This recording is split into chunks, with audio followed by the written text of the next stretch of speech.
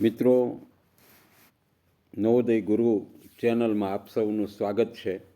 આપણે CET common entrance ટેસ્ટની પરીક્ષાનો અભ્યાસક્રમ જોઈ રહ્યા છીએ. તેમાં તાર્કિક સંબંધી પ્રશ્નો,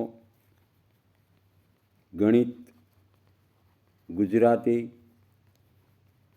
અને પર્યાવરણ, આ 3 વિષયો છે એ આપણે મેઇન જોઈ રહ્યા છીએ. તો હવે આપણે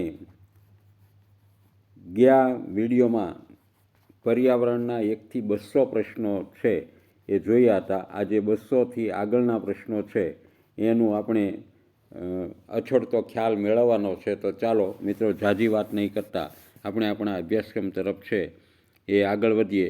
પ્રશ્ન નંબર 201. પૃથ્વી પોતાની ધરીથી વિરુદ્ધ દિશામાં ફરવા લાગે તો ક્યાં ફેરફાર જોવા મળે? પૃથ્વી પોતાની ધરી પર ફરે છે એટલે તાપમાન, વરસાદ અને ઋતુઓમાં પરિવર્તન થાય છે. એટલે આ તમામમાં પરિવર્તન થશે. પ્રશ્ન નંબર 202. પૃથ્વી તથા ચંદ્ર બંનેમાં કઈ સમાન બાબત છે? તો પૃથ્વી છે એ સૂર્યની આસપાસ ફરે છે, પોતાની ધરી પર ફરે છે અને સ્વયં પ્રકાશિત નથી. તો ચંદ્ર પણ એવું છે. ચંદ્ર પૃથ્વીની આસપાસ તો ફરે છે પણ આખરે છે એ સૂર્યની આસપાસ પણ ફરે છે. પૃથ્વી જેમ પોતાની ધરી પર ફરે છે એમ ચંદ્ર પણ પોતાની ધરી પર ફરે છે અને પૃથ્વી પોતે સ્વયં પ્રકાશિત નથી, તો ચંદ્ર પણ પોતે સ્વયં પ્રકાશિત નથી. એટલે આપેલા તમામ વિકલ્પો છે એ મિત્રો પૃથ્વી અને ચંદ્ર બંનેને સમાન રીતે લાગુ પડશે. પ્રશ્ન નંબર 202. સામાન્ય સ્થિતિમાં તંદુરસ્ત વ્યક્તિના હૃદયના ધબકારાનું દર મિનિટે કેટલા હોય છે? તો 14 થી 18 ધબકારા મિત્રો તંદુરસ્ત વ્યક્તિના જીવનમાં 1 મિનિટમાં હૃદયના ધબકારા હોય છે. પ્રશ્ન નંબર 203. જ્યાં ગંદકી હોય ત્યાં કયા જંતુઓનો છે એ ઉપદ્રવ વધી જાય છે? મિત્રો, સાપ અને મકોડાને બહુ ગંદકીની સાથે લેવા દેવા નથી. માખી, મચ્છર અને વંદા, આ ત્રણેય જેમ ગંદકી હોય તેમ વધારે તેનો છે એ ઉપદ્રવ વધે છે. પ્રશ્ન નંબર 204. અવકાશમાં પડઘો કેમ સંભળાતો નથી? અવકાશમાં છે એ હવા હોતી નથી અને હવા ન હોય તો એનો પડઘો પડતો નથી. એટલે એક તો શૂન્યાવકાશ હોય છે, એટલે શૂન્યાવકાશને કારણે પડઘો સંભળાતો નથી. પછી અવાજ છે અથડાતો નથી. અવાજ અથડાવાનું કારણ માત્ર ને માત્ર હવા હોય છે. અવાજ ગતિ ન કરવાને કારણે, હવા હોય તો જ અવાજ ગતિ કરે છે. એટલે આપેલ તમામ કારણો છે એ મિત્રો પડઘો નહીં સંભળાવવા માટેના કારણો હોય છે. પ્રશ્ન નંબર 205. તમે ગુજરાતી હોવ તો કયું તમારું પડોશી રાજ્ય નહીં હોય? તો ગુજરાતના પડોશી રાજ્યમાં રાજસ્થાન, મધ્યપ્રદેશ અને મહારાષ્ટ્ર આવે છે. બિહાર છે એ તમારું પડોશી રાજ્ય છે નહીં, એટલે સાચો જવાબ બિહાર. જો સોમવારે 7મી તારીખ હોય તો 10મી તારીખે કયો વાર આવશે? આ 7 તારીખ છે તો 7 તારીખે છે એ મિત્રો સોમવાર છે, તો 8 તારીખે છે એ મંગળવાર થશે, 9 તારીખે છે એ બુધવાર થશે અને 10 તારીખે છે એ મિત્રો ગુરુવાર થશે. એટલે આવી રીતે સાદી ગણતરી કરી થોડુંક રફકામ કરીને પણ તમે આનો જવાબ મેળવી શકો છો. પ્રશ્ન નંબર 206માં 10 તારીખે ગુરુવાર હશે. પ્રશ્ન નંબર 207. જો તમારે ચંદ્ર સંપૂર્ણ ગોળ જોવો હોય તો કઈ તિથિની રાહ જોવી પડશે? એના માટે પૂનમ જ યોગ્ય રહેશે. કૃત્રિમ ઉપગ્રહ વડે કઈ સેવા મળે છે? તો આજના યુગમાં જે ઇન્ટરનેટ, મારા વિડીયો તમારા સુધી પહોંચે છે, ટીવીનો કાર્યક્રમ છે એ દિલ્હીથી પ્રસારિત થતો હોય અથવા તો મુંબઈથી પ્રસારિત થતો હોય તો તે બધા જ કાર્યક્રમો છે એ મિત્રો કૃત્રિમ ઉપગ્રહને આભારી છે. ટેલિફોન સેવા પણ કૃત્રિમ ઉપગ્રહને આભારી છે. એટલે આ ત્રણેય સેવાઓ છે એ મિત્રો આપણને કૃત્રિમ ઉપગ્રહને આભારી મળે છે. એટલે જવાબ આવશે ડી, આપેલ તમામ. પ્રશ્ન નંબર 209. ભારતના પાડોશી દેશની યાદીમાં કયો દેશ સામેલ નહીં કરાય? શ્રીલંકા, પાકિસ્તાન અને નેપાળ આ આપણા પાડોશી દેશો છે. રશિયા છે એ આપણો પાડોશી દેશ નથી. પ્રશ્ન નંબર 210, નીચેનામાંથી કોણ સૂર્યની ફરતે ફરે છે? તો સૂર્યની ફરતે છે એ મિત્રો નવગ્રહો અને એના તમામ ઉપગ્રહો છે એ સૂર્યની ફરતે ફરે છે. એટલે મંગળ ગ્રહ છે, પૃથ્વી ગ્રહ છે, ચંદ્ર છે એ પૃથ્વીનો ઉપગ્રહ છે. એટલે આપેલ તમામ છે એ સૂર્યની ફરતે ફરે છે. પ્રશ્ન નંબર 211, કોને સરહદની સીમારેખા રોકી શકતી નથી? હવે દાખલા તરીકે ભારત અને પાકિસ્તાનની બોર્ડર છે, ભારત અને પાકિસ્તાનની, ભારત અને પાક, તો આની સરહદ છે એ કોને રોકે? તો કે મનુષ્યોને રોકે.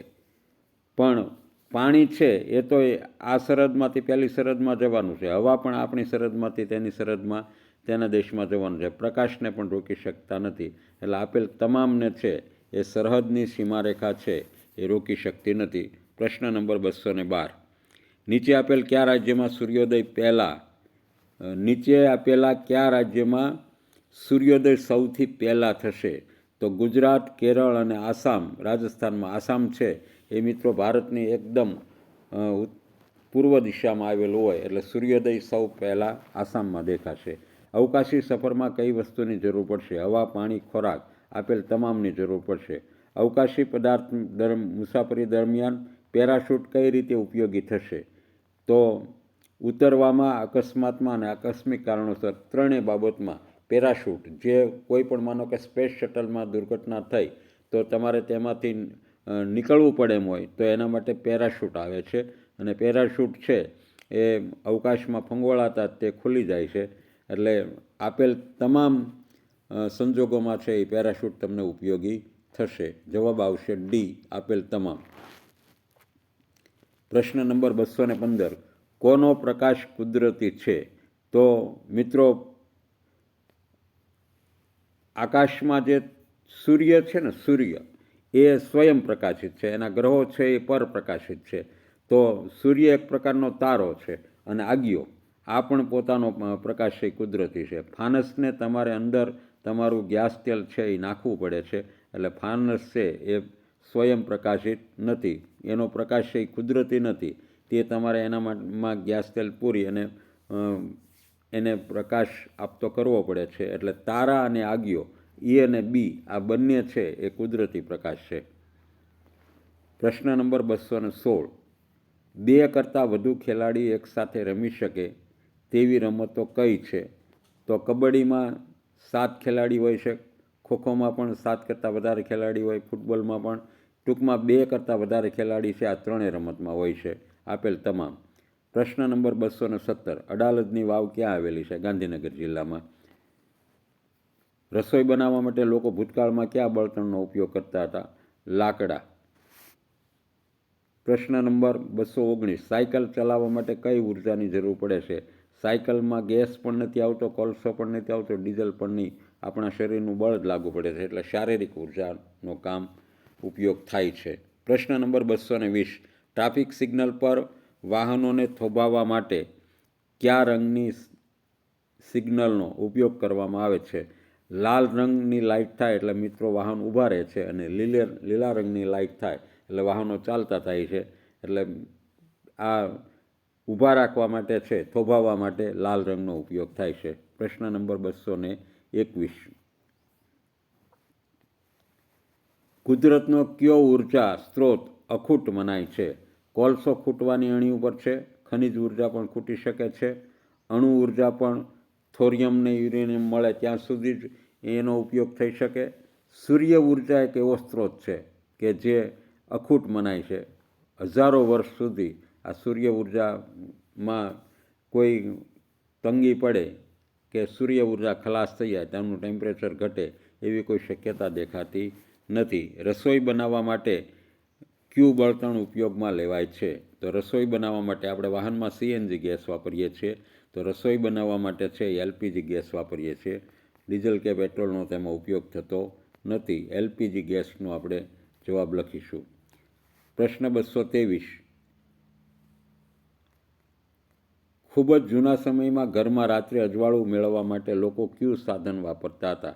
જ્યારે વીજળીની શોધ છે એ થઈ નહોતી ત્યારે બલ્બ, એલઈડી કે ટ્યુબલાઇટ ત્રણેય વીજળીને આધારિત છે, ફાનસના આધારે છે. એ આપણે અજવાળું મેળવવા માટે ફાનસનો ઉપયોગ કરતા. પ્રશ્ન 24, નીચેનામાંથી કયા સાધનમાં વીજળીનો ઉપયોગ નહીં થાય? હવે ઇલેક્ટ્રિક સગડીમાં વીજળીનો ઉપયોગ થાય છે. મિક્સર ચલાવવા માટે મિક્સરની અંદર મોટર આવે છે અને તે મોટર વીજળીથી જ ચાલે છે. સૂર્ય કુકર છે એના માટે છે એ વીજળીનો ઉપયોગ થતો નથી. ફ્રીજ પણ વીજળીના આધારે ચાલે છે, એટલે સૂર્ય કુકર જવાબ આવશે મિત્રો. પ્રશ્ન નંબર 225, રિક્ષામાં ઓછો ધુમાડો કરે તેવા ઈંધણ તરીકે શું વપરાય છે? તો સીએનજી. સીએનજી છે એ ધુમાડો કરતું નથી. પ્રશ્ન નંબર 226, નીચેનામાંથી કયું વાહન ઈંધણ વગર ચાલે છે? રિક્ષાને ઈંધણ જોઈએ, કારને ઈંધણ જોઈએ, સ્કૂટરને ઈંધણ જોઈએ, સાયકલને ઈંધણ જોઈતું નથી, એટલે સાયકલ છે ઈંધણ વગર ચાલે છે. નીચેનામાંથી કયું ઈંધણ જમીનમાંથી મળતું નથી? પેટ્રોલ જમીનમાંથી મળે, ડીઝલ જમીનમાંથી મળે, કેરોસીન જમીનમાંથી મળે, ત્રણેય ક્રૂડમાંથી બને છે, ખનિજ તેલમાંથી બને છે. જ્યારે લાકડું છે એ જમીનની ઉપરથી મળે છે, એટલે જમીનમાંથી ન મળતું હોય તેવું ઈંધણ માત્ર લાકડું છે. પ્રશ્ન નંબર 228, પ્રકાશ મેળવવા માટે ફાનસમાં કયું ઈંધણ વપરાય છે? તો મિત્રો ગેસ તેલ એટલે કે કેરોસીન વપરાય છે. પ્રશ્ન 229, નીચેનામાંથી સૌર ઉર્જાનો ઉપયોગ થતો હોય તેવું સાધન કયું છે? તો સૂર્ય કુકર, સૌર ભઠ્ઠી અને સોલાર વોટર હીટર. આપેલ તમામમાં છે એ સૂર્ય ઉર્જાનો ઉપયોગ થાય છે. 4 રસ્તા પર કેવા રંગની લાઇટ થતાં વાહનો આગળ વધે છે? લીલા રંગની લાઇટ થતાં વાહનો છે એ આગળ વધે છે. પ્રશ્ન નંબર 231, વાહનોમાંથી નીકળતા ધુમાડાથી આપણને શેનો રોગ થશે? તો જેમ બીડી અને સિગારેટથી ફેફસાના રોગો થાય એમ ખરાબ ધુમાડો આપણા શરીરમાં જવાથી ફેફસાના રોગ થવાની શક્યતા રહે છે. પ્રશ્ન number 233, petrol, diesel, crude oil વગેરે માટે નીચેના પૈકી કયો શબ્દ વપરાય છે? તો તે ખનિજ તેલની પ્રોડક્ટ છે, ખનિજ તેલ વપરાય છે. પ્રશ્ન નંબર 233, ટ્રાફિક સિગ્નલમાં કેટલા રંગની લાઇટો હોય છે? મિત્રો 3 પ્રકારની લાઇટો હોય છે. એક લાલ હોય છે, લીલી હોય છે અને પીળી હોય છે. જ્યારે ટ્રાફિક હોતું નથી ત્યારે પીળી લાઇટો સતત સ્ટોપ લાઇટ તરીકે ચાલુ કરવામાં આવે છે. બાકી કોઈ પણ વાહન રોકવા માટે લાલ લાઇટનો ઉપયોગ થાય, વાહનને આગળ વધવા માટે લીલી લાઇટનો ઉપયોગ થાય, અને ટ્રાફિક ઘટતા રાત્રિના સમયે છે એ જ્યારે તમારે પીળી લાઇટ હોય તો રૂકવાનું હોતું નથી, થોભાવવાનું હોતું નથી, કે લીલી લાઇટ થાય ત્યારે જ આગળ વધવાનું હોતું નથી, એટલે 3 લાઇટનો ઉપયોગ થાય છે. વાયુ ઈંધણ તરીકે કયું બળતણ છે? તો સીએનજી છે એ વાયુ છે, કેરોસીન છે એ પ્રવાહી છે, ડીઝલ પ્રવાહી છે અને કોલસો છે એ ઘન છે. મિત્રો સીએનજી છે એ વાયુ બળતણ છે. પ્રશ્ન નંબર 235, નીચેનામાંથી કઈ કુદરતી આપત્તિ છે? તો હુલ્લડ માનવ સર્જિત છે, યુદ્ધ માનવ સર્જિત છે, ધરતીકંપ છે એ કુદરતી હોય છે, બસ અકસ્માત એ પણ માનવની એક સહજ ભૂલને લીધે થતો હોય છે. એટલે આ ત્રણે છે એ કુદરતી આપત્તિ નથી, હુલ્લડ, યુદ્ધ કે બસ અકસ્માત. જ્યારે ધરતીકંપ છે એના માટે સંપૂર્ણપણે કુદરત જ જવાબદાર છે, એની કોઈ આગાહી થઈ શકતી નથી, માણસનું એમાં કોઈ કર્તૃત્વ ધ્યાનમાં લેવાતું નથી. ધરતીની અંદર પ્લેટો ખસવાથી ધરતીકંપ થાય છે, એટલે જે માત્ર ને માત્ર કોઈ વ્યક્તિ જવાબદાર ન હોય ત્યારે કુદરતી આપત્તિ એને જ કહેવાય. અને ધરતીકંપ, પૂર, વાવાઝોડું આ બધા છે એ કુદરતી આપત્તિઓ છે. એટલે અહીંયા આ પ્રશ્નના સંદર્ભમાં ધરતીકંપ છે એ કુદરતી આપત્તિ છે. પ્રશ્ન નંબર 236, ધરતીકંપના સમયે નીચેનામાંથી શું ન કરવું જોઈએ?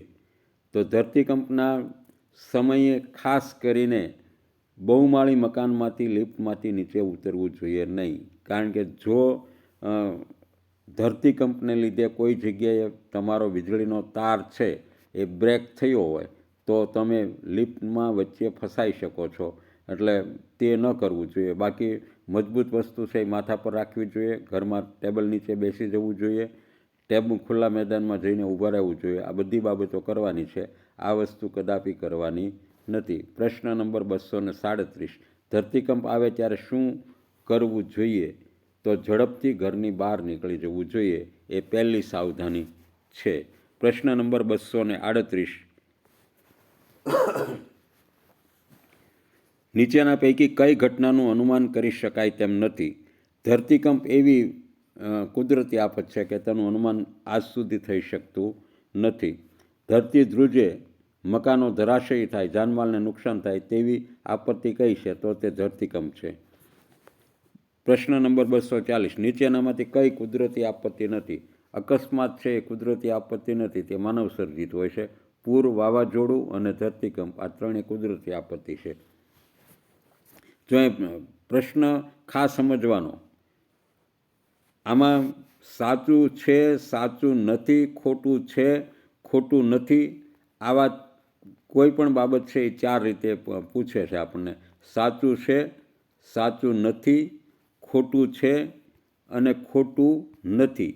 એટલે તમારે પ્રશ્ન છે એ પહેલાં ખાસ સમજવાનો છે કે આપણને કેવો જવાબ આપવાનો કીધો છે. એટલે એ પ્રશ્ન સમજવાની ભૂલ કરવી નહીં મિત્રો. 241, સમુદ્રમાં આવતી કઈ આપત્તિ કિનારાની આસપાસ હોનાર જ સર્જે છે? તો સુનામી છે એ મિત્રો દરિયા કિનારાની આસપાસ એ હોનાર જ સર્જે છે. પ્રશ્ન નંબર 242, જંગલોમાં લાગતી આગને શું કહે છે? તો મિત્રો તેને દાવાનળ કહે છે. ચોમાસામાં વધુ વરસાદને કારણે નદીઓના વધુ પાણી આવવાથી કઈ આપત્તિ આવે છે? તો એને પૂર કહેવાય છે. વરસાદ ન આવવાથી પાક સુકાઈ જાય, અનાજ પાણીની અછત ઊભી થાય ત્યારે કઈ આપત્તિનો સામનો કરવો પડે? તો દુષ્કાળનો સામનો કરવો પડે છે. પ્રશ્ન નંબર 245 તરફ જશું. બીજ રાખવા માટેની પેટીમાં લીમડાના પાન શા માટે રાખવામાં આવે છે? બીજને જીવજંતુથી બચાવવા માટે. ઉંબાડિયું સામાન્ય રીતે શેમાં બનાવવામાં આવે છે? તો એના માટે માટલું હોય છે. ખેડૂતો હવે જૂના બીજ શા માટે સાચવતા નથી? કારણ કે બજારમાં છે તૈયાર બીજ મળી રહે છે અને જૂના બીજની છે એ આટલી બધી અંકુરિત શક્તિ પણ હોતી નથી, આપણે ઘરે સાચવવાની વ્યવસ્થા ન પણ હોય. અને બીજું કે અમુક બિયારણ છે એ બીજી ત્રીજી પેઢીએ છે એ નબળા પડતા હોય. બજારમાં તૈયાર બિયારણ હોવાથી હવે આપણે બિયારણો છે એ ઘરે સાચવતા નથી. એનું કારણ છે કે બજારમાં તૈયાર બિયારણ મળી રહે છે. પ્રશ્ન નંબર 248, રાસાયણિક ખાતર અને જંતુનાશક દવાથી કોને નુકસાન થાય છે? તો ખેડૂતના પાડોશીઓને. પાડોશીઓને કંઈ નુકસાન ન થાય, ખેતરમાં ચરતા પશુઓને નુકસાન થાય અને ખેતરની જમીનની ફળદ્રુપતાને છે. ફળદ્રુપતા મિત્રો ખાસ કરીને રાસાયણિક ખાતરથી અને જંતુનાશક દવાથી જમીનની ફળદ્રુપતા ઘટે છે. એટલે બી અને સી બંને કારણો છે એ નુકસાન માટે યોગ્ય ગણાશે. પ્રશ્ન નંબર 249, લીલા સૂકા પાન અને ઘાસ સડીને જમીનમાં ભળે તો શું થાય? જમીન સારી અને ફળદ્રુપ થાય છે. ડુંડામાં અનાજના કણ છૂટા પાડવા માટે હવે કયું સાધન વપરાય છે? તો એના માટે થ્રેસર વપરાય છે. નીચેનામાંથી કઈ વસ્તુ વાંસમાંથી બની શકશે નહીં? તો દૂધ દોવાની માટલી છે એ વાંસમાંથી નહીં બને. ટોપલા છે એ આ નહીં બને. ટોપલા, ટોપલી અને છાબડી આ બંને વાંસમાંથી, ત્રણેય વસ્તુ વાંસમાંથી બનશે. જૂના સમયમાં સમૂહ ભોજનમાં ઉપયોગમાં લેવાતી પતરાળી એટલે શું? ખાખરાના પાન હોય ને, પાંદડામાંથી બનાવેલી થાળી એને પતરાળી કહેવાતી મિત્રો કહેવાય છે. પ્રશ્ન નંબર 253, કઈ ખેતીમાં એક પાક લીધા પછી થોડા વર્ષો પાક લીધા વગર જમીન પડી રાખવામાં આવે છે? આ ખેતીનું નામ છે ઝૂમ ખેતી. પ્રશ્ન નંબર 254, સૂર્યમણીએ શાળામાં ફી, ગણવેશ, પુસ્તકોનો ખર્ચ કરવાનો ન હતો તો તે કેવા પ્રકારની શાળામાં હોઈ શકે? તો મિત્રો તે સરકારી શાળામાં હોઈ શકે. જંગલો આપણી સહિયારી બેંક છે, આ વિધાનના સમર્થનમાં કઈ વાત સાચી નથી? જંગલો આપણી સહિયારી બેંક છે તો એના માટે સાચું વિધાન છે, સાચી વાત કઈ નથી? તો કે જંગલોમાંથી વૃક્ષો કાપી ત્યાં બેંકનું મકાન બનાવવાનું છે. આ વાત ક્યાંય લાગુ પડતી નથી. બાકી જંગલો આપણી સહિયારી બેંક છે તો જંગલોમાંથી આપણે જોઈએ એટલું જ લેવું જોઈએ. જંગલોનું રક્ષણ કરવાની જવાબદારી આપણી સૌની છે. જંગલોની બધી સંપત્તિ વાપરી નાખવાની નથી. આ ત્રણેય વિધાનો છે સાચા છે, જ્યારે ત્યાં વૃક્ષો કાપી બેંક બનાવવાની વાત છે એ ખોટી છે. પ્રશ્ન નંબર 256. મમ્મીની બેનની દીકરી તમારી શું થાય? મમ્મીની બેન એટલે આપણી માસી, માસીની દીકરીને છે આપણે બેન કહેશું.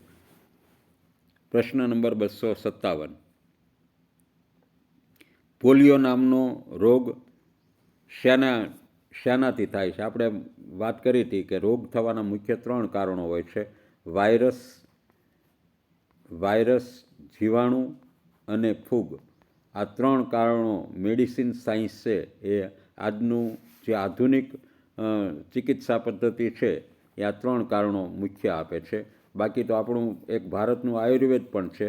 આયુર્વેદ છે એ અલગ જ કારણો આપે છે. આયુર્વેદ એમ કહે છે કે દરેક રોગના કારણો છે એ વાત, પિત્ત અને કફ આ 3 રોગના મૂળ કારણો છે.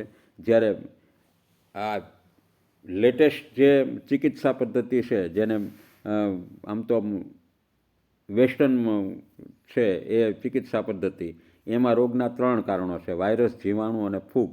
જ્યારે આપણી આયુર્વેદની પદ્ધતિ એમ કહે છે વાત, પિત્ત અને કફ આ 3 રોગના મૂળ કારણો છે. તો પોલિયો છે એ મિત્રો એના માટે આ વાયરસ છે એ જવાબદાર છે. પ્રશ્ન નંબર 258. એક ગામમાં વરસાદની ઋતુ સિવાય ખેતી થતી નથી, તેનું મુખ્ય કારણ શું હોઈ શકે? તો ગામમાં ટ્યુબવેલ ન હોય, કેનાલ ન હોય કે અન્ય રીતની સિંચાઈની વ્યવસ્થા ન હોય તો ચોમાસા સિવાય ખેતી થતી નથી. હવે આવા કારણોમાં આપણે પડવાનું નથી. ગામના લોકો આળસુ હોય ને ખેતી નહીં કરતા હોય, જંગલી પ્રાણીઓના ભયને કારણે ખેતી નહીં થતી હોય. જંગલી પ્રાણીઓનો ભય હોય તો મિત્રો વાડીને પણ અત્યારે ફેન્સિંગ કરીને ખેતી કરવામાં આવે છે. ચોમાસું પાક જ એટલો બધો થતો હશે કે એની જરૂર ન હોય. હવે આવું તો બને જ નહીં કે ચોમાસું પાક ગમે એટલો થઈ જાય તો માણસ છે એ નવો પાક ન વાવે. એટલે સાચું કારણ છે કે ગામમાં કૂવા નથી, ટ્યુબવેલ એટલે કૂવા નથી, અથવા તો કેનાલથી પાણી નથી આવતું, અથવા તો અન્ય સિંચાઈની વ્યવસ્થા ન હોય તો વરસાદની ઋતુ સિવાય છે ખેતી થતી નથી. પ્રશ્ન નંબર 259. શેરડીના ખેતરના કામદારો પોતાનું હંગામી રહેઠાણ શેમાંથી બનાવે છે? તો વાંસ અને પાંદડાનો ઉપયોગ કરી અને તેમાંથી બનાવે છે. ઈંટ અને સિમેન્ટનો ઉપયોગ કરી અને કામચલાઉ મકાન ઊભું કરવાનું એટલે એમાં ઈંટ અને સિમેન્ટનો ઉપયોગ થાય નહીં. પાંદડાનો ઉપયોગ કરી ખાલી પાંદડાના ઉપયોગથી મકાન ન ઊભું થાય. તેમને ખુલ્લા મેદાનમાં જ રહેવાનું હોય છે. મિત્રો શિયાળા જેવા સમયમાં ખુલ્લા મેદાનમાં રહી શકતા નથી, ઠંડી લાગતી હોય, ઉનાળા છે ગરમી લાગતી હોય, એટલે વાંસ અને પાંદડાનો ઉપયોગ કરી અને તેને બનાવે છે. પ્રશ્ન નંબર 260. જે બાળકોના વાલીઓ કામ ધંધા માટે 6-7 મહિના બહાર રહેતા હોય અને બાળકો પણ તેમની સાથે જવું પડતું હોય તો તેમના માટે ભણવાની વ્યવસ્થા કેવી રીતે કરી શકાય? તો મિત્રો દેશનું કોઈ એવું સ્થળ નથી કે 1 કિલોમીટરમાં છે એ પ્રાથમિક શાળા ન હોય, અથવા તો 3 કિલોમીટરમાં છે એ અપર પ્રાઇમરી એટલે કે 6 થી 8ની સુવિધા ન હોય. એટલે તેઓ જ્યાં જાય ત્યાં તેમના માટે શિક્ષણની વ્યવસ્થા કરવી જોઈએ. આ જ ઉપાય છે. પ્રશ્ન નંબર 261. નીચે આપેલા પાકમાંથી કોનો સમાવેશ ખરીફ પાકમાં થતો નથી? એટલે જે ખરીફ એટલે તમારે ટૂંકી ટચ રીતે યાદ રાખવાનું, ખરીફ પાક એટલે ચોમાસું અને રવિ પાક એટલે શિયાળું. રવિ એટલે શિયાળું. તો ચણા છે એ મિત્રો ચોમાસામાં થતા, રવિ શિયાળામાં થાય છે, એટલે ચણા છે કોઈ દિવસ ચોમાસામાં થાય નહીં, બરાબર? એટલે ડાંગર ચોમાસે થાય, મકાઈ ચોમાસે થાય, મગફળી ચોમાસે થાય, ચણા છે એ ચોમાસે થાય નહીં. એટલે ખરીફ પાકમાં સમાવેશ ચણાનો થતો નથી. પ્રશ્ન નંબર 262. નીચે આપેલ વિકલ્પોમાંથી કયો વિકલ્પ ખરીફ પાક નથી? તો મિત્રો જુવાર છે એ ખરીફ પાક છે. મઠ અને મગ પણ ચોમાસે થાય, તલ પણ ચોમાસે થાય, પણ તરબૂચ છે એ ચોમાસે થઈ શકતા નથી. પ્રશ્ન નંબર 263. આપેલા વિકલ્પોમાંથી કઈ જોડ ખરીફ પાકની છે? તો કે ડાંગર અને કપાસ આ બંને ખરીફ પાક છે. સરસવ છે, સરસવ અને રાઈ મિત્રો બંને રવિ પાક છે. અડદ અને તરબૂચ, તો અડદ છે એ મિત્રો રવિમાં પણ થાય ખરીફમાં પણ થાય, પણ તરબૂચ છે એ જાયદ પાક છે, ઉનાળામાં જ થાય. અને જવ અને ટેટી, જવ છે એ મિત્રો ખરીફ પાક છે, જ્યારે ટેટી છે એ જાયદ પાક છે. શિયાળામાં થતા પાકને કયા નામે ઓળખવામાં આવે છે? તો રવિ પાક. ચોમાસામાં થતા પાકને કયા નામે ઓળખવામાં આવે છે? તો ખરીફ પાક. ઉનાળામાં થતા પાકને કયા નામે ઓળખવામાં આવે છે? તો જાયદ પાક. આ રવિ પાક, ખરીફ પાક અને જાયદ પાક 3 વસ્તુ યાદ રહે તો મોટાભાગની વસ્તુ આપણને ક્યારે થાય એ આપણને પ્રત્યક્ષ અનુભવ હોય છે. એટલે ખાસ 3 બાબતો જ યાદ રાખવાની છે. શિયાળામાં થતા પાકને રવિ પાક કહેવાય, ચોમાસામાં થતા પાકને ખરીફ પાક કહેવાય, અને ઉનાળામાં થતા પાકને છે એ આપણે જાયદ પાક તરીકે ઓળખશું. પ્રશ્ન નંબર 267.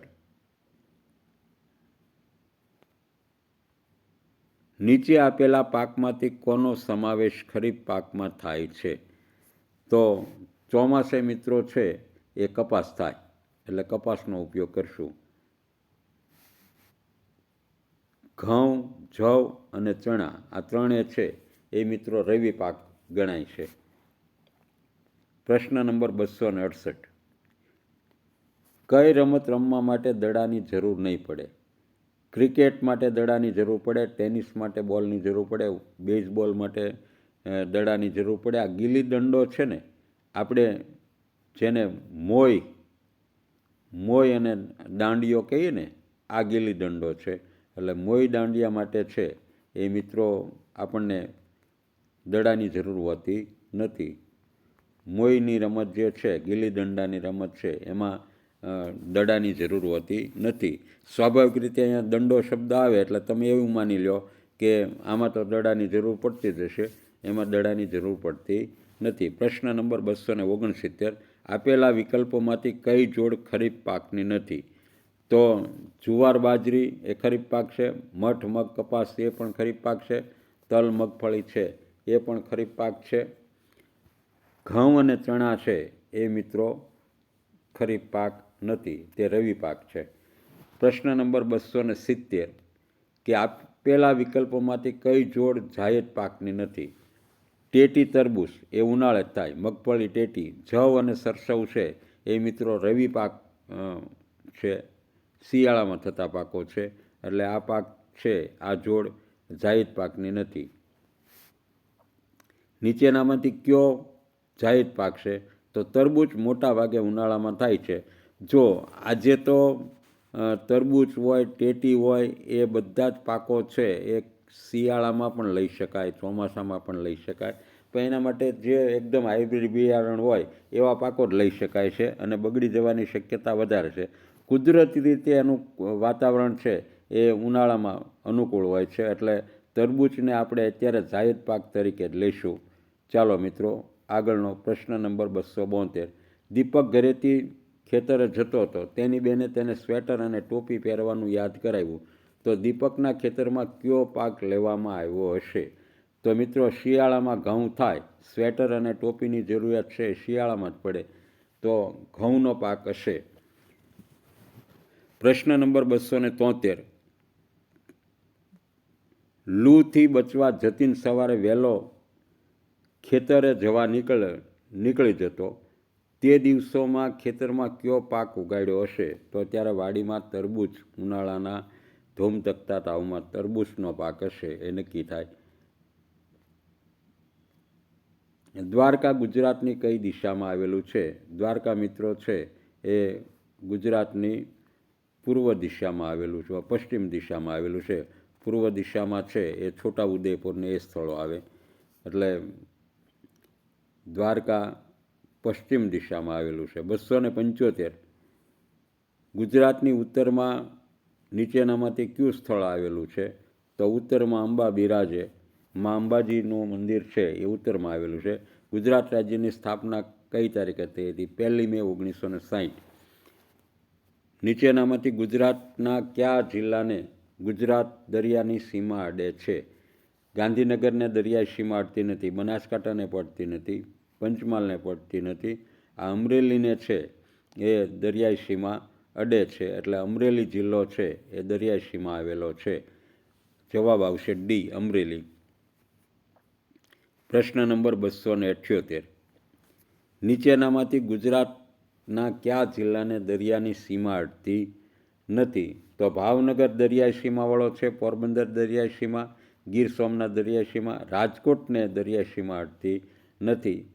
પ્રશ્ન નંબર 279, ગુજરાતનો દરિયા કિનારો આશરે કેટલા કિલોમીટરનો છે? મિત્રો 1600 કિલોમીટર. ભારતને કુલ દરિયા કિનારો 4000 કિલોમીટરનો મળ્યો છે.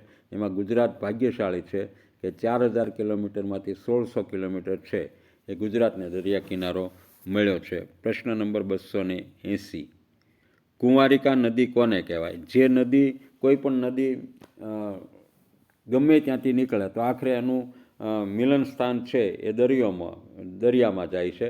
પણ કોઈ નદી દરિયામાં ન જાય અને રણમાં સમાઈ જાય તો આવી નદીને છે એ મિત્રો કુંવારી નદી કહે છે. જેનું પાણી દરિયાને મળતું નથી પણ રણમાં સમાઈ જાય આવી નદીને છે એ કુંવારિકા નદી કહેવામાં આવે છે.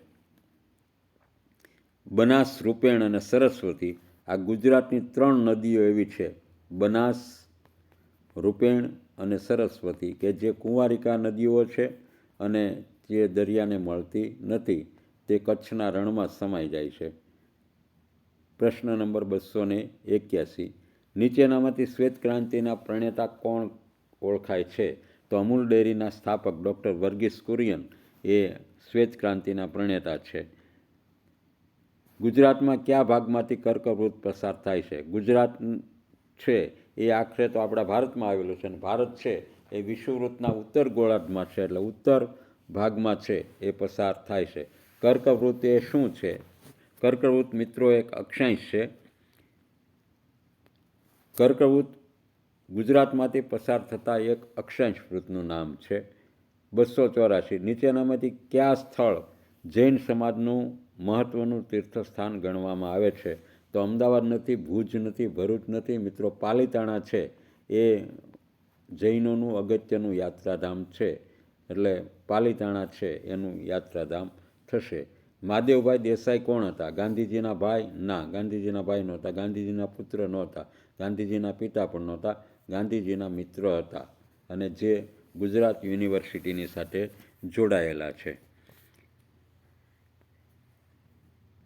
ચાલો મિત્રો, 286,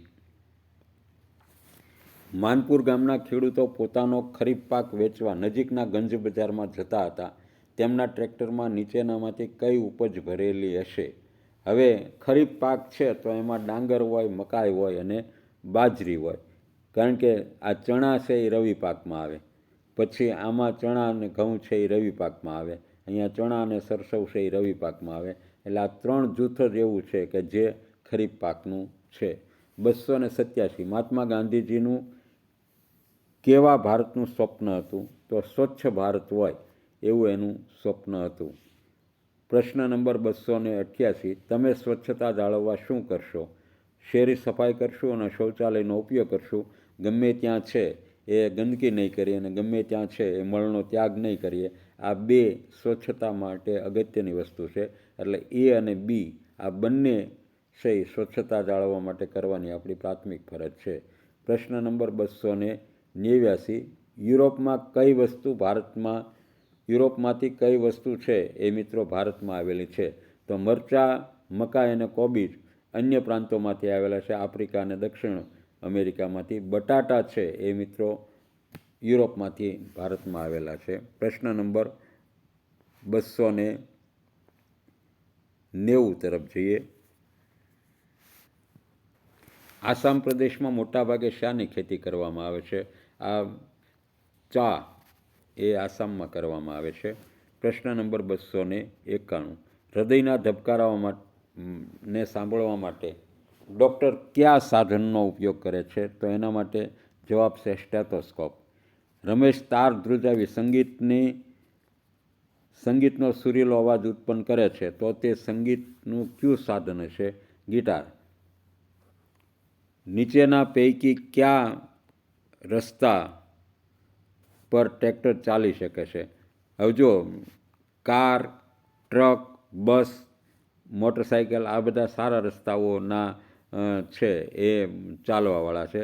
જ્યારે ટ્રેક્ટર છે ને એ ગમે એ રસ્તા ઉપર ચાલે, કાચા હોય, પાકા હોય કે પથરાળ હોય, તમામ રસ્તા ઉપર ટ્રેક્ટર ચાલી શકે છે. મોંથી ફૂંક મારીને આપણે સંગીતનું કયું સૂચન કયું સાધન વગાડી શકીએ છીએ? તો એના માટે મોરલી, બીન, પાવો, આમાં પાવો લખેલો છે.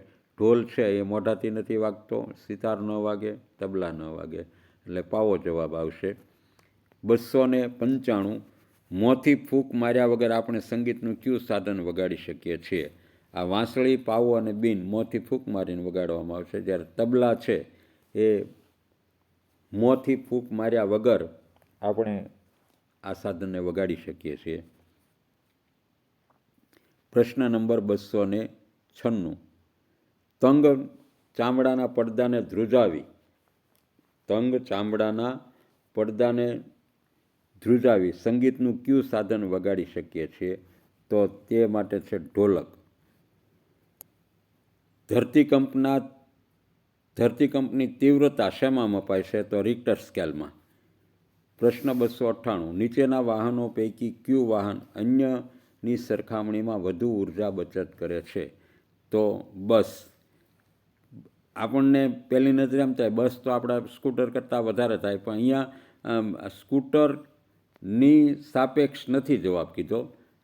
અહીંયા જે બસનો જવાબ કીધો છે તે રેલવે, જહાજ અને વિમાનની સાપેક્ષમાં આ ચારની અપેક્ષાએ બસ એ સૌથી ઓછી ઉર્જા વાપરે છે, એટલે ઉર્જાની બચત કરે છે એમ કહેવાય. પ્રશ્ન નંબર 299 તમારા મતે નીચેનામાંથી કયું વાહન વધુ બળતણ વાપરતું હશે? તો કાર, સાયકલ, બસ અને વિમાન. તો એમાં વિમાન વધારે વાપરતું હશે. જંગલમાં લાકડું કાપવાનું કાર્ય કરે તેને શું કહેવાય? કઠિયારો. તો મિત્રો ડી જવાબ આવશે, કઠિયારો. લાકડા કાપવા માટે કયા હથિયારનો ઉપયોગ કરવામાં આવે છે? તો સી, કુહાડી. કોદાળી છે એ લાકડું કાપવામાં ન વપરાય, હથોડી ન વપરાય, દાંતરડી ન વપરાય. પ્રશ્ન નંબર 302 નીચેનામાંથી કયા સાધનમાં વીજળીનો ઉપયોગ નહીં થાય? સૂર્ય કુકરમાં છે એ વીજળીનો ઉપયોગ નહીં થાય, બાકી ઓવનમાં, ઇલેક્ટ્રિક સગડીમાં અને મિક્સરમાં ત્રણેયમાં વીજળીનો ઉપયોગ થાય છે. ગાંધીજી કઈ બાબતના આગ્રહી હતા? સ્વચ્છતાના આગ્રહી હતા. ચાલો મિત્રો પ્રશ્ન નંબર 304 તરફ. હું આણંદ જિલ્લામાં છું, તો તે જિલ્લાને કયા જિલ્લાની સરહદ સ્પર્શતી નથી? પાટણ છે ને એ મિત્રો આણંદથી એકદમ પશ્ચિમ બાજુ આવેલો છે. ખેડા, અમદાવાદ અને છોટાઉદેપુર છે એ આણંદ જિલ્લાની બોર્ડરે આવેલા છે, સરહદે આવેલા છે. હું જ્યાં ઊભો છું ત્યાં મને કર્કવૃત અહીંથી પસાર થાય છે તેવું બોર્ડ જોવા મળે છે. તો હું નીચેનામાંથી કયા જિલ્લામાં આવીશ? તો અમદાવાદથી ઉપરની સાઈડમાં જે જિલ્લો આવતો હોય તો એમાં એક અરવલ્લી જ આવે છે. અમદાવાદ તો આવે જ નહીં. તાપી અને વડોદરા એ બંને છે એ નીચે આવે છે, જ્યારે અરવલ્લી છે અમદાવાદથી ઉપર આવે છે, એટલે અરવલ્લી જિલ્લામાં તે હશે. સ્નેહલ દાહોદ જિલ્લામાં ફરવા ગયો છે.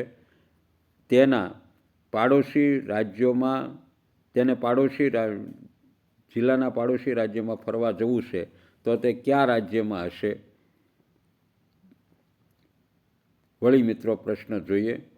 સ્નેહલ દાહોદ જિલ્લામાં ફરવા ગયો છે, તેને તે જિલ્લાના પાડોશી રાજ્યમાં ફરવા જવું છે, તો તે કયા રાજ્યમાં? હવે દાહોદથી નજીકના આપણા પાડોશી રાજ્યો ક્યાં છે? તો કે એમાં રાજસ્થાન અને મધ્યપ્રદેશ બે આવે. મહારાષ્ટ્ર એ તેની સરહદે, દાહોદની સરહદે આવશે નહીં. એટલે નજીકના જિલ્લા છે એ રાજસ્થાન અને મધ્યપ્રદેશ છે, એટલે એ અને બી બંને આવશે. કયા ફળને ફળનો રાજા તરીકે ઓળખવામાં આવે છે? તો કેરી. આંબો છે, કેરી છે એ ફળોનો રાજા છે. પ્રશ્ન નંબર 308 નીચેનામાંથી કયા ફળને અંદરના ભાગે બીજ નથી? તો કેળાને છે એ બીજ હોતા નથી. પ્રશ્ન નંબર 309 કઈ વાનગી કેરીમાંથી બનેલી છે? કઈ વાનગી કેરીમાંથી બનેલી નથી? તો કેરીનું અથાણું કેરીમાંથી બને, કેરીનો રસ એમાં જ બને, કેરીનો પાપડ એમાંથી બને. મિલ્કશેક છે એ કેરીમાંથી ન બને. મિલ્કશેક છે એ મિત્રો દૂધમાંથી બનતી આઈટમ છે, એટલે એમાં કેરીનો ઉપયોગ થતો નથી. અથવા તો મેંગો મિલ્કશેક હોય તો પણ મેંગો મિલ્કશેકમાં મિત્રો મેંગોના નામનું એક એસેન્સ આવે, રસાયણ હોય છે, કેમિકલ હોય છે, એસેન્સ હોય છે. એટલે એસેન્સથી જે સ્વાદ ઊભો કરવામાં આવે મિલ્કશેક, એમાં પોતે વસ્તુ વપરાતી નથી. પછી તે ગુલાબ મિલ્કશેક હોય, મેંગો મિલ્કશેક હોય કે અનાનસ મિલ્કશેક હોય, આ મિલ્કશેક છે એ માત્ર ને માત્ર એસેન્સ, કેમિકલ્સથી એનો સ્વાદ છે એ ઊભો કરવામાં આવે છે. પ્રશ્ન 310. ફૂડ પેકેટ પર લખેલી વિગતમાંથી કઈ બાબત સ્વાસ્થ્ય સાથે સંકળાયેલી છે? પેકિંગ તારીખ. આ કઈ તારીખે પેકિંગ થયું છે અને એની એક્સપાયરી તારીખ કઈ છે? કેટલા દિવસનો જૂનો અથવા તો વાસી માલ છે ને એ આપણા આરોગ્યની સાથે, સ્વાસ્થ્યની સાથે સંકળાયેલી બાબત છે. એટલે કોઈ પણ ફૂડ પેકેટ હોય તો કયા દિવસે તે પેક થયું છે તે અગત્યની તારીખ છે મિત્રો. કયા પ્રકારનું ભોજન આજે જ લઈ લેવું પડશે નહીંતર બગડી જશે? સુખડી છે એ 15-20 દિવસ ટકી શકે. દાળ ભાતને આજે ને આજે જ ખાઈ લેવા આપણે. કેરીનું અથાણું તો વરસ સુધી ટકે, અને ચવાણું છે એ મિત્રો 15-20 દિવસ, મહિનો સુધી આરામથી ટકે છે. તમે શાકાહારી એટલે કે પ્યોર વેજીટેરિયન છો તો તમે કયું ભોજન નહીં જમો? આ ચિકન સૂપ જે આવે એ તમે નહીં જમો. શીરો, મેંગો મઠો અને ખીચડી, આ બંને ત્રણે વેજીટેરિયન આઇટમ છે. 313. રાત્રે જમેલું કયું ભોજન પચવામાં સરળ હશે? ખીચડી અને કઢી ખાઓ, પાચનમાં તકલીફ થશે નહીં. સુકડી, શાકભાખરી અને લાડુ આ પચવામાં થોડા કઢી ખીચડી કરતાં ભારે હોય છે. 314. કઈ વાનગી એકવાર બનાવ્યા પછી આખું વરસ ખાઈ શકાશે? તો કેરીનું અથાણું. ફૂગની અસર ઝડપથી થાય તે વાનગી કઈ છે? તો બ્રેડ. બ્રેડ છે એમાં ફૂગની અસર તાત્કાલિક થાય છે. હજી ભાખરી કે રોટલી છે ને એમાં ફૂગની અસર 2-3 દિવસ પછી થાય, પણ બ્રેડમાં તરત જ થાય છે. પ્રશ્ન નંબર 316. નીચેનામાંથી કયો ખોરાક તમારું સ્વાસ્થ્ય જલ્દી બગાડશે નહીં? તો સિંગ અને ચણા. કેમ? તો કે એ કુદરતી છે, સિંગ અને ચણા. જ્યારે પફ, દાબેલી અને ભેળ આ બંને માર્કેટમાંથી મળતા જંક ફૂડો છે, અને જંક ફૂડો છે એ તમારું સ્વાસ્થ્ય બગાડે છે. પ્રશ્ન નંબર 317. ડુંગળી બટાટાને લાંબો સમય સાચવવા કયો ઉપાય કરશો? તો પાણીમાં રાખવા. પાણીમાં તો રાખી જ ન શકાય. સૂકી અને ખુલ્લી જગ્યામાં રાખવા એ એનો યોગ્ય છે એ ઉપચાર છે. ભીનાશવાળા કપડામાં રાખવાથી પણ ન ટકે, તડકામાં મૂકી રાખવાથી તો બગડી જ જાય. એટલે સૂકી અને ખુલ્લી જગ્યામાં રાખવા. વરસાદી પાણીનો સંગ્રહ કઈ રીતે કરી શકાય? તળાવ બાંધીને, ચેકડેમ બનાવીને, ભૂગર્ભ ટાંકી બનાવીને, આ ત્રણેય રીતે વરસાદી પાણીનો છે એ ઉપયોગ કરી શકાય. તળાવ કેમ બનાવવામાં આવતું હશે? વરસાદી પાણીના સંગ્રહ માટે, ઉનાળામાં પાણીની અછત દૂર કરવા માટે, ભૂગર્ભ જળની સપાટી ઊંચી લાવવા માટે. આ ત્રણેય કારણો માટે તળાવનું છે એ બનાવવામાં આવે છે. આપેલ તમામ ડી જવાબ આપણે લખીશું. પ્રશ્ન નંબર 320. પૃથ્વી પર પાણીનો સંગ્રહ કયા સ્વરૂપે સૌથી વધુ થાય છે? પૃથ્વી પર પાણીનો સંગ્રહ કયા સ્વરૂપમાં સૌથી વધુ થાય છે? તો દરિયો છે ને એ મિત્રો પાણીનો સંગ્રહ છે એ સૌથી વધારે કરે છે. ગુજરાતની જીવાદોરી યોજના એટલે કઈ? તો પહેલી જ નજરે આપણી નજર સામે નામ મન મસ્તિષ્કમાં આવે કે સરદાર સરોવર, નર્મદા નદી ઉપરનો બંધ, આ આપણી ગુજરાતની જીવાદોરી છે. તેનાથી મિત્રો 13 લાખ હેક્ટર જમીન છે એ નવપલ્લવિત થવાની છે. સિંચાઈનું પાણી 13 લાખ હેક્ટર સુધી પહોંચવાનું છે. 322. ભારતમાં કયા રાજ્યના લોકો પાણીનો ખૂબ કરકસરપૂર્વક ઉપયોગ કરતા હશે? તો રાજસ્થાન પાણીની તંગીવાળું રાજ્ય છે, તો ત્યાં કરકસરપૂર્વક ઉપયોગ કરતા હશે. પગથિયાવાળા કૂવાને કયા નામે ઓળખવામાં આવે છે? જૂની વાવો તમે જોઈએ છે કે જે પાણીના સુધી જવા માટે એમાં પગથિયા મૂકેલા હોય છે અને તેને વાવ કહેવાય છે. પાણી કઈ પ્રક્રિયાથી શુદ્ધ કરી શકાય છે? આરો પ્લાન્ટ, ગળણ ક્રિયા, બાષ્પીભવન, તો આપેલ તમામ. પાણીનો સંગ્રહ કઈ ધાતુમાં બનેલા પાત્રમાં કરવાથી તમારું સ્વાસ્થ્ય સારું રહેશે? તો મિત્રો, તાંબામાં એનો જો સંગ્રહ કરવામાં આવે તો તમારું સ્વાસ્થ્ય સારું રહેશે. ઘણા માણસો છે એ સાંજે તાંબાના લોટામાં પાણી ભરી રાખે અને સવારમાં એ પાણી પીવે છે, તો તેની શરીરના તંદુરસ્તી માટે ખૂબ સારું હોય છે. નીચેનામાંથી કયું સૂત્ર પાણી બચાવવાનો હેતુ દર્શાવે છે? જળ એ જીવન, પાણી અને વાણી સમજીને વાપરો, જીવનનું અમૃત એટલે પાણી. આ તમામ વાક્યો છે એ પાણી બચાવવા માટેનો હેતુ દર્શાવે છે. મિત્રો, આગળનો પ્રશ્ન, પાણી ભરવા માટે વપરાતું ચામડાનું સાધન કયા નામથી ઓળખાય છે? તેને આપણે મશક કહીએ છીએ.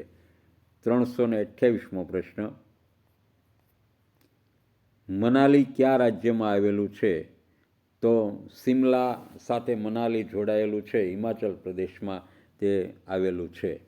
જિજ્ઞાસા પ્રવાસમાં ઉપરકોટ જોઈ ખુશ થાય છે, તે પ્રવાસમાં કયા શહેરમાં છે? ઉપરકોટ જૂનાગઢમાં આવેલો છે.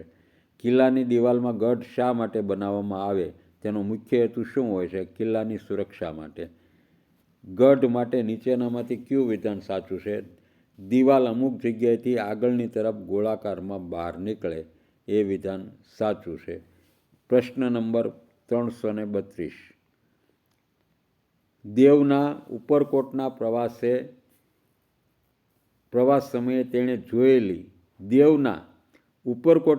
સમયે તેણે જોયેલી તોપનું નામ કહો.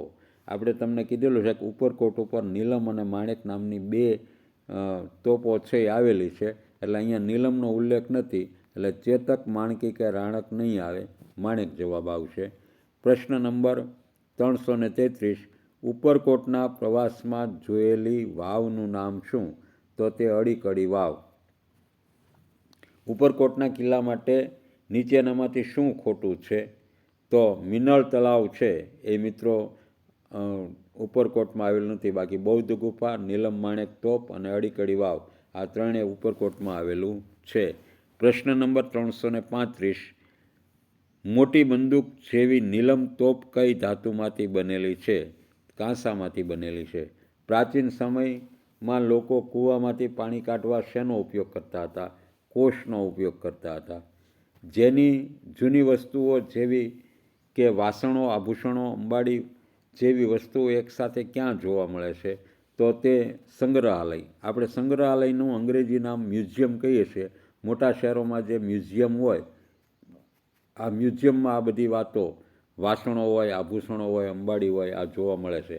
હવે આ પ્રાણી સંગ્રહાલય છે ને, એના માટે શબ્દ છે મિત્રો ઝૂ.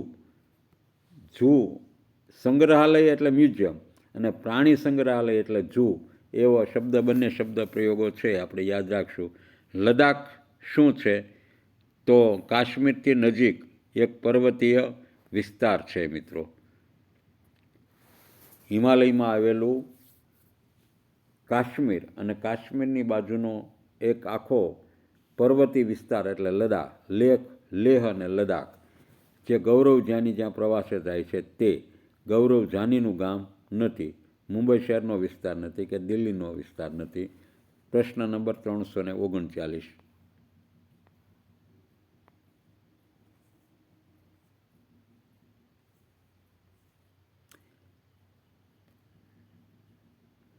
જૂનાગઢના પ્રવાસ સમયે જોયેલો ઉપરકોટ કિલ્લો કયા રાજવીના સમયમાં બનાવવામાં આવેલ? તો તે ચંદ્રગુપ્ત મૌર્યના કાળમાં બનાવેલો છે એવું નક્કી થાય છે. પહેલાં કારીગરો કોતરણી કામ માટે ઉપયોગ કરતા તેવા સાધનોનું કયું જૂથ સાચું છે?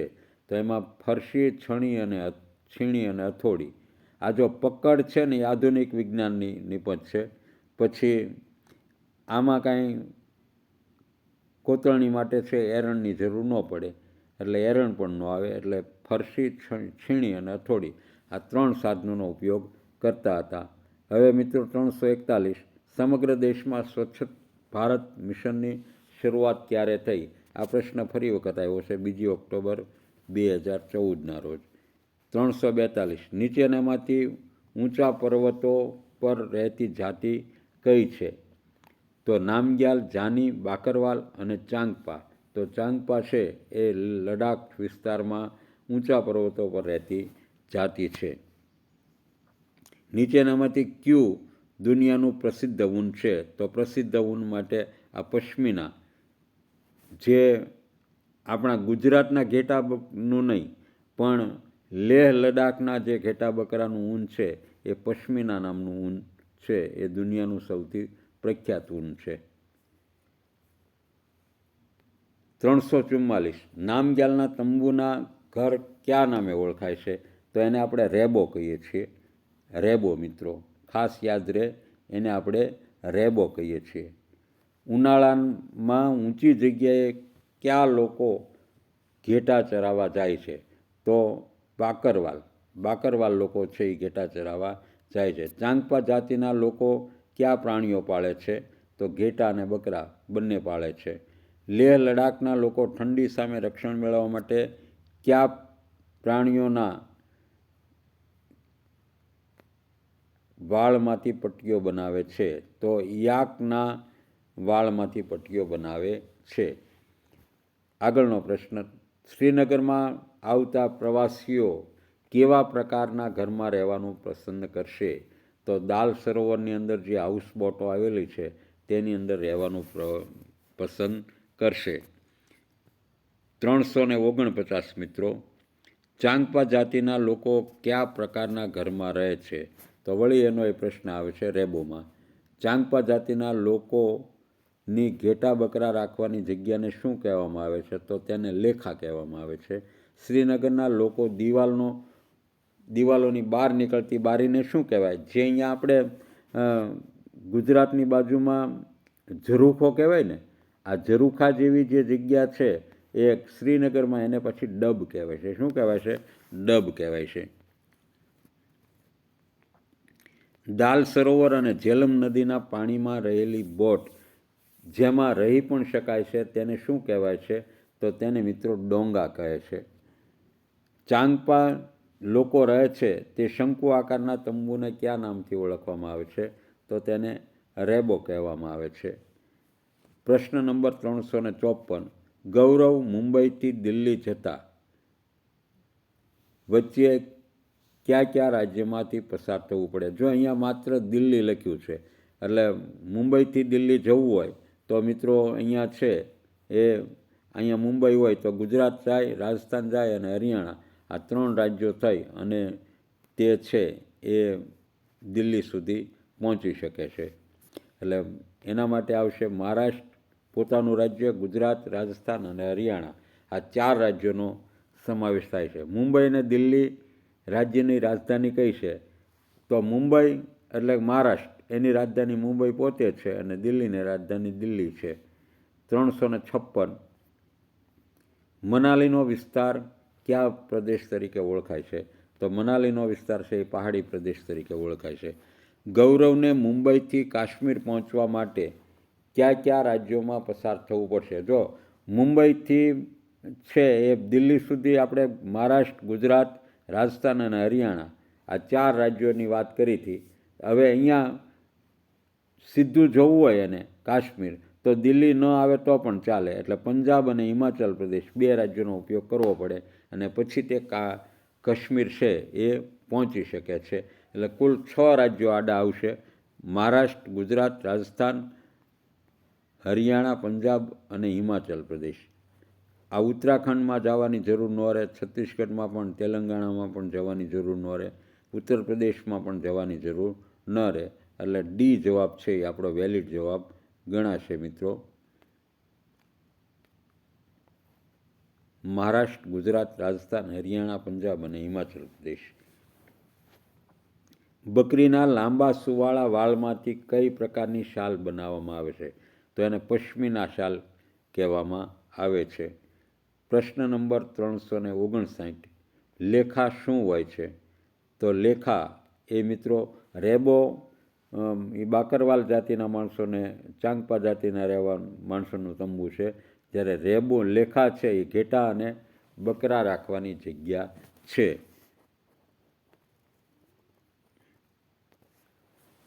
લેહ પ્રદેશને કયા વિસ્તાર તરીકે ઓળખવામાં આવે છે?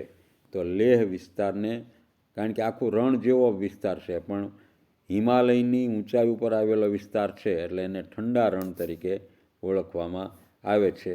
મિત્રો, સીઈટી કોમન એન્ટ્રન્સ ટેસ્ટની પરીક્ષામાં જે કુલ 5 વિષયો પૂછાવાના છે, તાર્કિક સંબંધી પ્રશ્નો, ગણિતના પ્રશ્નો, ગુજરાતીના પ્રશ્નો, પર્યાવરણના પ્રશ્નો, તો આપણે આ જે 4 વિષયો છે એ તાર્કિક સંબંધી, ગણિત, ગુજરાતી અને પર્યાવરણ, આ 4 વિષયો છે એ પૂરા કરીએ છીએ. ટૂંક સમયમાં છે એ હિન્દી અને અંગ્રેજીના વિડીયો છે એ આપની સમક્ષ રજૂ કરીશ.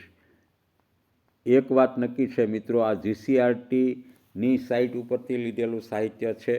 જો આ સાહિત્ય સંપૂર્ણપણે દરેક વિડીયો પર એક નજર કરી લેવામાં આવે તો 120માંથી 110થી 115 વિદ્યાર્થીની સમજશક્તિ અને સ્મરણ શક્તિ, યાદશક્તિ બંને સારી હોય તો 110થી 115 માર્કો મેળવવાની શક્યતા રહે છે. તો આપને જેમ બને મારા વિડીયોને લાઈક કરી, શેર કરી અને ચેનલને સબસ્ક્રાઈબ કરવા આપને સૌને મારી નમ્ર વિનંતી છે. મારો આખો વિડીયો જોયો તે બદલ આપ સૌનો આભાર માનું છું. મિત્રો, આવજો સૌ. ફરી આપણે હિન્દી વિષય માટે મળશું. ત્યાં સુધી જય હિન્દ, જય ભારત. આવજો મિત્રો.